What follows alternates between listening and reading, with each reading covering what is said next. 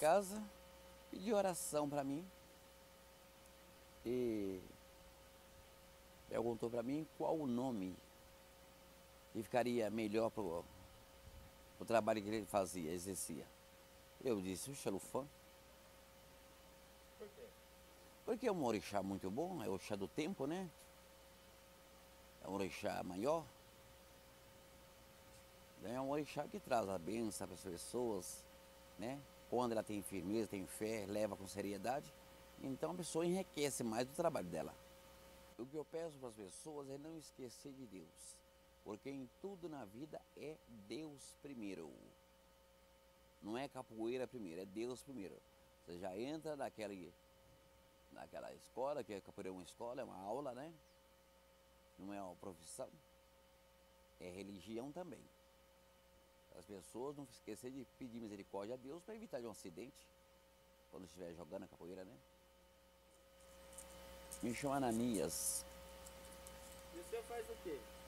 Eu sou benzedor O senhor conhece o Damião da onde? da cidade de Mariana, na Venceslau Brás 322. Como que isso aconteceu? Ele foi me fazer uma visita Lá era o trabalho que o senhor tinha. aonde que eu rezava, as pessoas, orava, né? Pedia misericórdia para as pessoas. Então a amizade nossa foi muito limpa e ele sempre foi uma pessoa muito carismática, muito educada.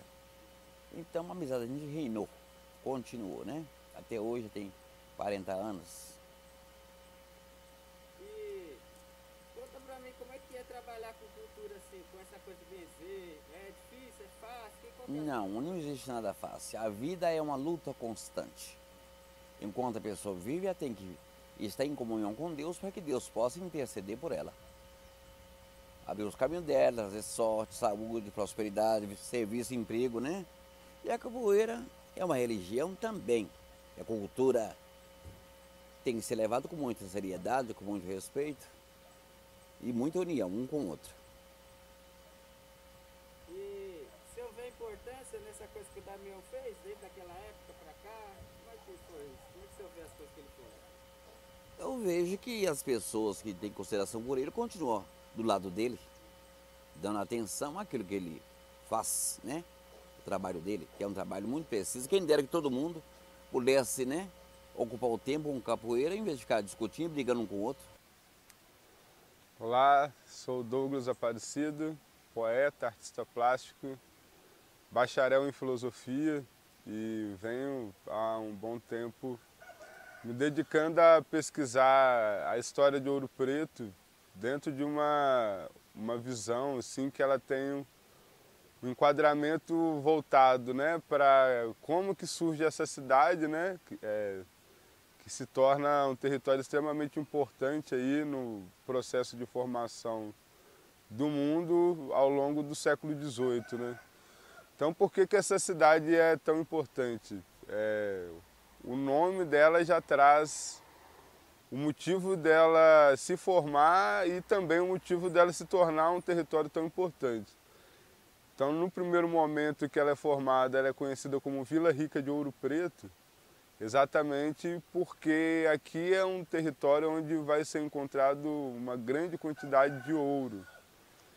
E esse ouro que é encontrado aqui, ele é encontrado numa proporção tão alta, né, que historicamente aqui fica registrado como a primeira grande mina de ouro da história ocidental. Então até esse território ser ocupado com essa intenção que é de extrair esse metal, não havia registro na história da humanidade de um lugar que tinha ouro em tão grande quantidade quanto a quantidade de ouro que havia concentrado aqui nesse território. Então a referência, né, historiográfica é de que em 1698 é quando são achadas as primeiras amostras de ouro. E aí esse nome Ouro Preto, ele vem do motivo desse ouro ele estar junto com o minério de ferro. O minério de ferro é um mineral de uma coloração escura, então ele junto do ouro, né, toda vez que o ouro era encontrado, ele estava junto com esse material escuro E isso tem outro detalhe também, é o fato do ouro ter um tom de amarelo mais intenso. Então essa intensidade do ouro amarelado, né, também fazia com que ele ganhasse essa denominação de ouro preto, né, em contraponto, por exemplo, ao ouro branco, que é um ouro mais esbranquiçado, mais próximo do tom da prata. Então é importante falar isso, que às vezes tem uma confusão de entender o porquê do nome da cidade, né? E muita gente às vezes relaciona essa questão com o fator de ter sido negros escravizados trazidos para cá e a questão da extração do ouro. Isso daí a gente vai falar um pouco mais à frente, mas é importante a gente entender assim, quando encontra esse território, que tem essa grande quantidade de ouro, até então o ouro na história universal ele não tinha uma importância tão grande quanto ele passa a ter a partir daí, né? Em meados do século XVIII, né, em torno de 1750, por aí, a Inglaterra tem um pensador que é o David Hume, que é um filósofo. Ele elabora um projeto que é chamado o padrão ouro, né, a lei do padrão ouro. O que determina isso, né? Exatamente qual país é mais rico que o outro. E o que passa a ser, o que pesa a riqueza, vamos dizer assim, é a quantidade de ouro que cada país tem. Então, isso vai acontecer exatamente depois do momento que a gente tem um grande período de extração de ouro aqui nesse território, a ponto de que é possível alguns países acumular ouro em tão grande quantidade que ele passa a determinar que o país mais rico é aquele que tem mais ouro. Então, assim, esse raciocínio ele é interessante da gente fazer exatamente para a gente entender por que esse lugar ele passa a ser um lugar tão importante. Exatamente porque ele é um lugar onde vai ser encontrado esse metal, né, que passa a ser um metal tão valioso, nessa proporção absurda, vamos dizer assim. Só que esse detalhe histórico, ele não é contado para a gente dessa forma, né? A gente conhece a história de que aqui foi um território para extrair ouro, mas a gente não tem uma referência muito clara de onde que esse ouro vai parar. Fica parecendo assim, dá a impressão de que ele passa por Portugal e se perde. Mas na verdade ele passa por Portugal e vai parar nos cofres ingleses, né?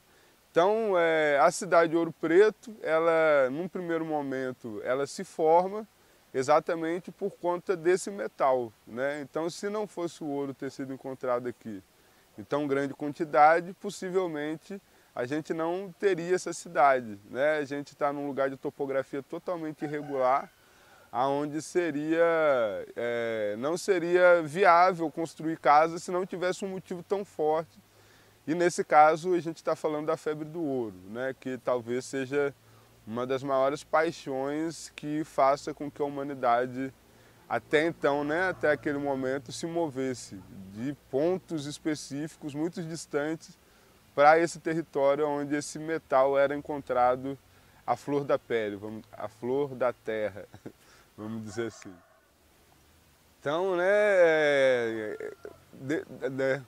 definido o território, vamos dizer assim, né, demarcado esse território, e a gente tendo entendido aí por que ele é tão importante historicamente, é importante agora a gente falar de como que esse ouro sai da terra. Porque não é pura e simplesmente chegar e colher ouro.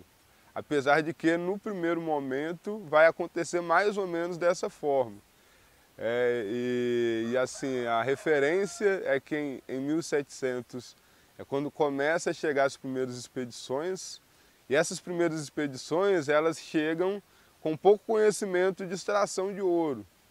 Então né, tem registros de que em primeiro instante os portugueses, né, na verdade os bandeirantes, os paulistas, que são os primeiros a ocupar aqui o território, eles utilizavam muitas vezes o próprio prato de se alimentar para poder revirar o fundo do rio e encontrar esse cascalho onde o ouro vai estar agregado nesse primeiro momento, né? Então essa primeira fase é chamada de ouro de aluvião. Então você não precisa ter muita habilidade para extrair ouro nesse instante. E como a quantidade de ouro que havia aqui era muito grande, então bastava você saber qual que era a forma que o ouro se apresentava e catar isso dentro dos rios. Então a primeira ocupação do território ela é feita nas partes mais baixas, né? A referência é que quando chegam no alto da serra, onde está localizada hoje a igreja de São João. E do alto do São João eles avistam o pico do Itacolomi, que está bem aqui atrás da gente, né? A partir dessa referência do pico eles descem a serra. Então a referência que se tem é que possivelmente no fundo desse vale, atrás aqui da onde a gente está falando, é onde está localizado o local que possivelmente foi aonde se fixou o primeiro grupo para extrair ouro, né? Então é conhecido atualmente como Vale do Ojô, né? E é um território que ainda não foi pesquisado, há muita informação que está armazenada ali, que é necessário ser feito um trabalho que a gente acredita que vai acontecer em breve. Mas é importante dizer da segunda e da terceira etapa, né?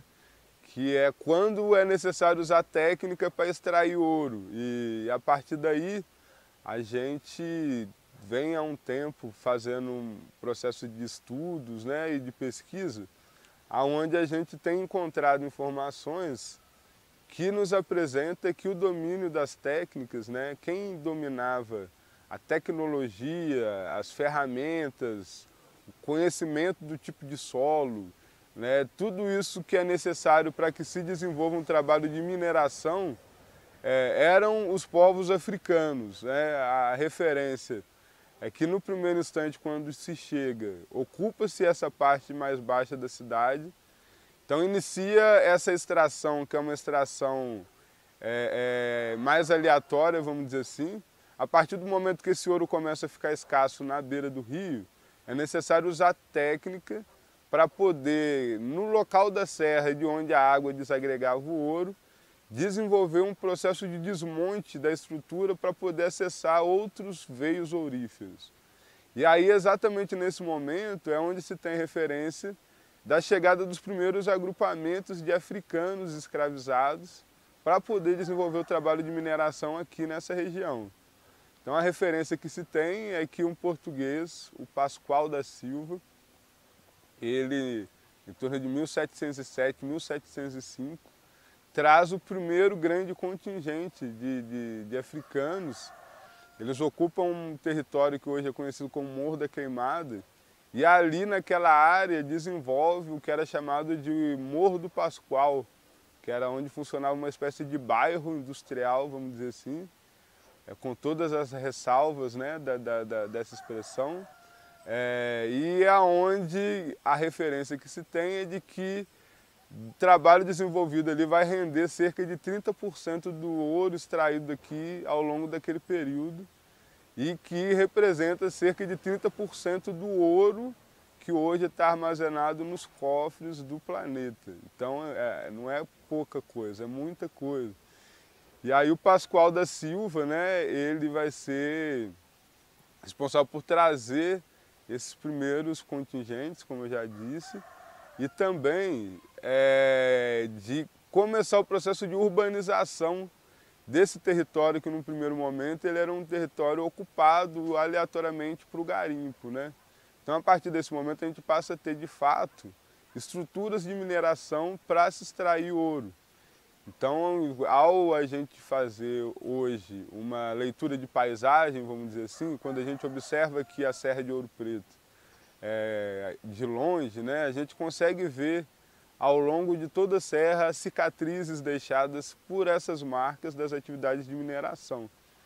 E tem determinados ambientes, né, territórios, um deles é o Morro da Queimada, como eu já disse, que a gente consegue identificar ali estruturas que eram necessárias para extrair ouro.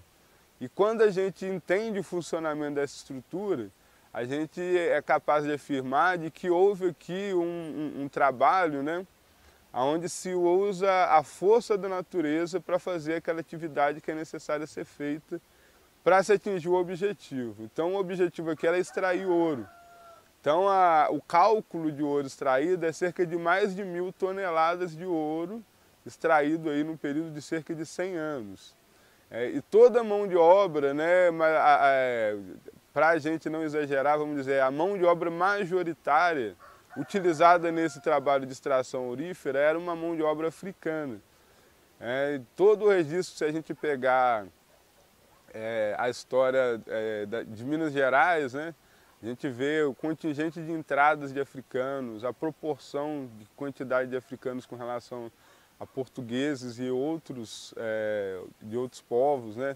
Então a gente vai identificando aí que de fato era necessário uma grande quantidade de pessoas vindas da região, né? E aí a gente vai entendendo de que regiões vêm essas pessoas, a gente passa a saber que elas vêm de uma região da África chamada de Costa da Mina ou Costa do Ouro.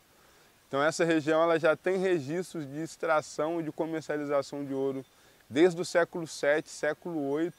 Então é legal a gente fazer um raciocínio, né, de que eles vêm para cá no século XVIII. Então, se no século VIII eles já lidavam com ouro, quando eles vêm para cá, há aí um acúmulo de pelo menos 1000 anos de lida com esse metal, né? E ao a gente identificar essa lida com esse metal e a gente fazer essa relação de que é um metal que se torna um metal extremamente valioso, a gente vai entender que quem tem condição de extraí-lo não tem como ser uma pessoa que vai ter um conhecimento aleatório, vamos dizer assim.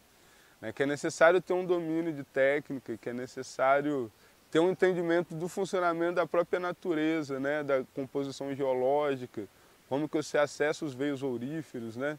Então a gente tem que falar de uma inteligência, de um conhecimento que vai estar armazenado aí nesses indivíduos, que aí talvez esteja um impacto maior, né, que até então, historicamente, eles são considerados enquanto escravos, né?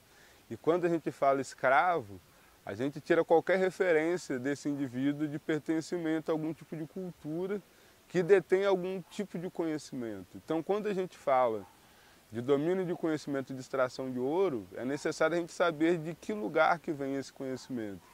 E aí, quando a gente vai acessar informações sobre esses locais na África, a gente vai entender que ali, né, houveram grandes civilizações, como a civilização do Mali e de Gana, por exemplo, né, que houve ali um imperador chamado Mansa Musa, que foi imperador do reino do Mali, que é considerado até os dias de hoje o rei mais rico da história da humanidade, e ele é um homem negro africano, né? Então, quando a gente aprende na escola, dentro dessa tradição educacional que a gente tem, ela busca, como a gente pode dizer, ela meio que trancafia, vamos dizer assim, o espírito do indivíduo negro nessa palavra escravo. É como se fosse uma espécie de gaiola, né, essa palavra. E aí você não consegue ter referência de que há um motivo para essa escravização. E esse motivo é o tipo de conhecimento que esses povos tinham naquele período. No caso aqui de onde a gente está, da cidade de Ouro Preto. E aí isso é porque eles sabiam tirar ouro, né? E aí esse ouro é extraído, faz uma revolução na história. E aí quando se conta essa história, não se fala desse negro em momento algum. Parece que ele estava aqui somente para sofrer. E na verdade, esse sofrimento, né, ele é fruto de uma série de violências. Mas talvez a maior violência, né, não sei se dá para dizer, né, de maior violência, mas uma das violências mais absurdas é não reconhecer o trabalho feito por esses povos para que esse território exista da maneira como ele existe, né? Então, quando a gente fala de uma tecnologia orgânica, é entender que assim, quando chegam aqui era um território inóspito, né, totalmente acidentado, distante de tudo, no meio do coração do país, né, no meio não tem mar, não tem nada próximo. Então o que era possível ser feito para que esse lugar existisse? Utilizar o que tinha aqui para fazer com que esse lugar se tornasse esse lugar. Então primeiro você vai usar barro e madeira para construir casas de pau a pique. Depois você vai utilizando as pedras que vão sendo extraídas da própria atividade de mineração para poder ir melhorando essas edificações, né?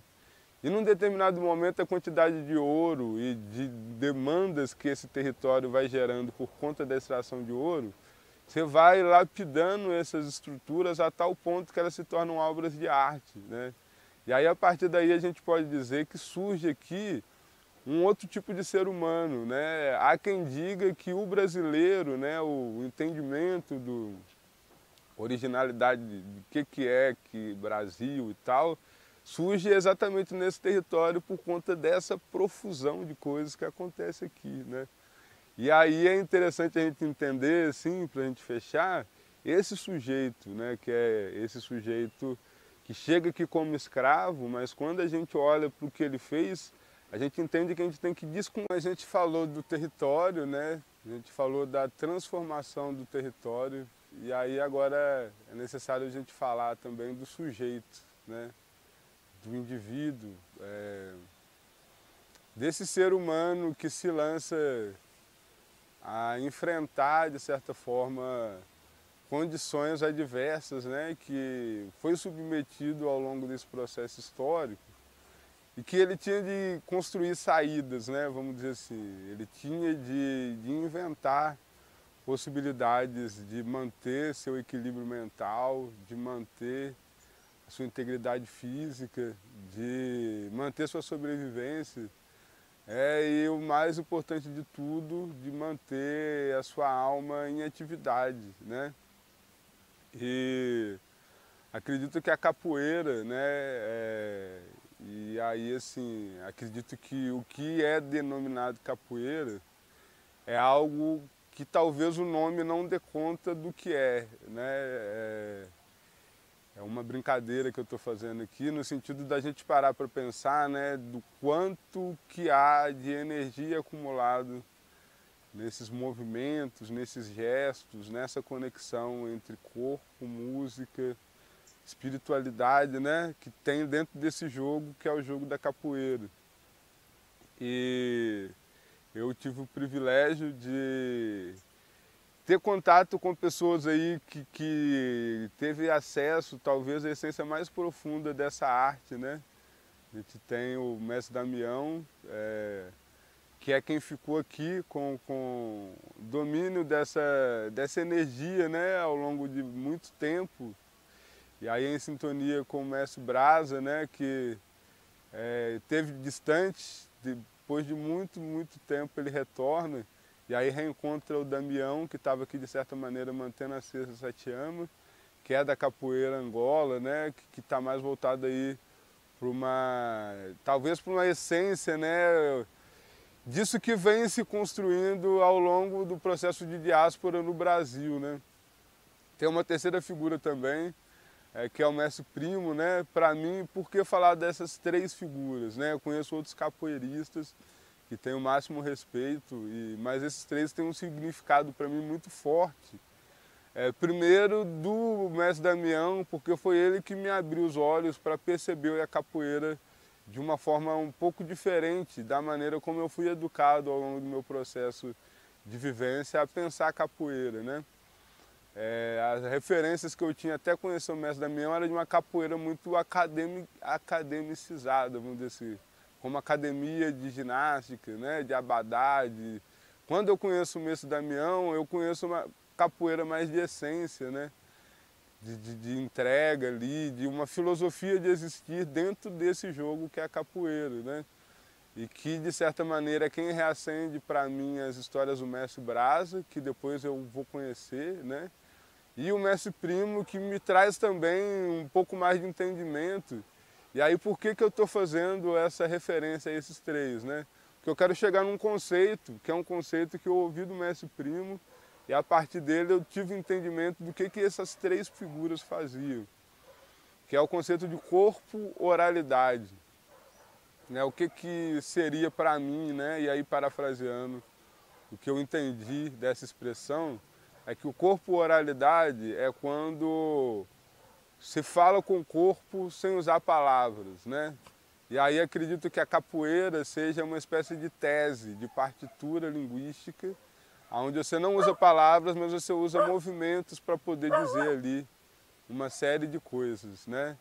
Então não há algo de inteligência maior para mim do que conseguir fazer uma leitura de mundo e codificar essa leitura em expressões que não são as expressões linguísticas, né?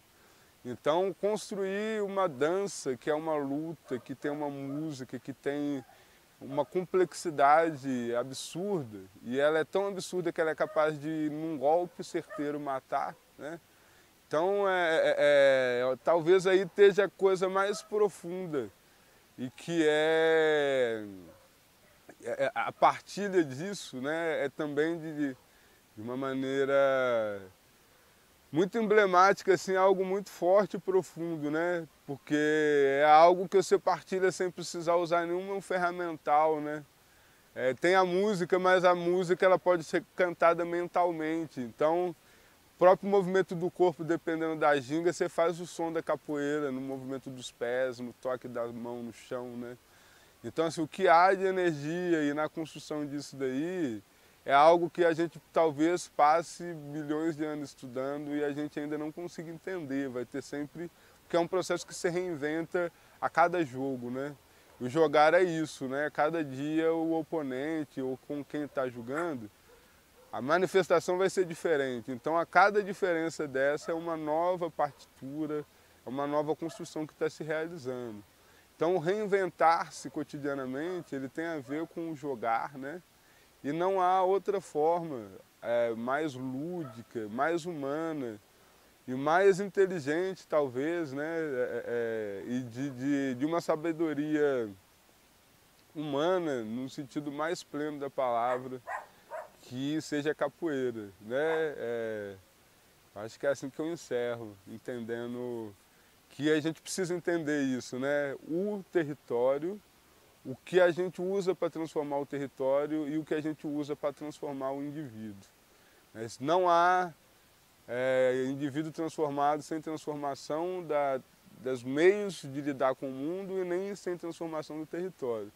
Se a gente consegue fazer isso, a gente é capaz de pensar em futuro.